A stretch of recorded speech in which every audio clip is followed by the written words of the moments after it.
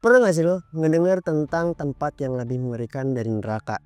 Sebuah dimensi penuh kegelapan, jeritan dan siksaan tanpa akhir. Itulah Sijin. Tempat bagi jiwa-jiwa yang terkutuk. Benarkah ada yang pernah merasakan kengerian ini di dunia nyata? Mari kita bahas.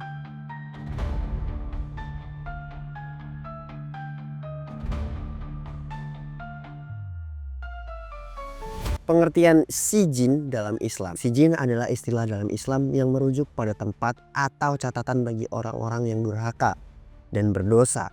Istilah ini disebutkan dalam Al-Quran, tepatnya dalam surah Al-Mutaffifin ayat 7-9. Sekali-kali jangan begitu. Sesungguhnya catatan perbuatan orang-orang yang durhaka benar-benar tersimpan dalam sijin. Sijin sering dikaitkan dalam dua makna, sebagai tempat yang sangat rendah di bawah bumi. Beberapa ulama menafsirkan sebagai neraka terdalam atau tempat penyiksaan ruh orang-orang yang durhaka. Sebagai catatan amal buruk, yaitu daftar orang-orang yang celaka dan akan mendapatkan azab. Sijin adalah kebalikan dari liyin, yaitu atau tempat catatan amal bagi orang-orang yang beriman dan taat. Apakah lo pernah mengalami hal serupa sijin di dunia nyata? Meskipun sijin sendiri adalah konsep gaib yang hanya bisa diketahui sepenuhnya oleh Allah Subhanahu wa Ta'ala. Ada beberapa kisah yang dianggap memiliki kemiripan dengan deskripsi sijin dalam Islam. Pengalaman seseorang dalam kondisi koma atau sakaratul maut. Beberapa orang yang pernah mengalami koma atau hampir meninggal atau near death experience melaporkan bahwa mereka melihat tempat gelap,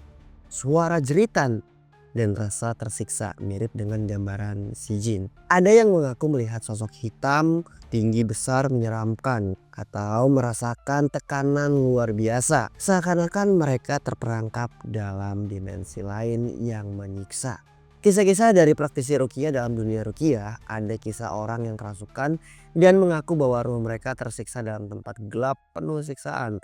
Beberapa pasien ruqyah bahkan berteriak bahwa mereka melihat, tanda kutip, neraka atau tempat penyiksaan. Pengalaman orang-orang yang mengaku pernah bertemu juga nih dengan arwah yang disiksa gitu. Orang-orang itu pernah mengalami mimpi buruk tentang arwah yang meminta pertolongan karena sedang dihukum.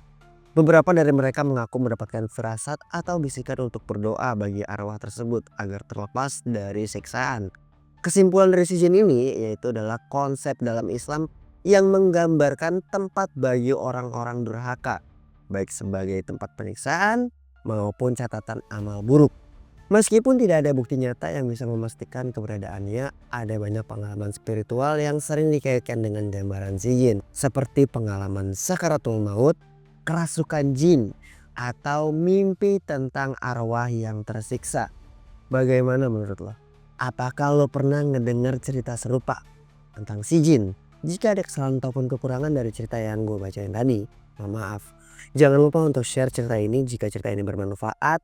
Dan terus follow, subscribe Unlogic Story. Jika ada kesalahan ataupun kekurangan, mohon maaf. Semoga cerita ini bisa bermanfaat buat kita semua. Jangan lupa untuk like, subscribe, dan komen nih di bawah ini. Kita diskusi di bawah.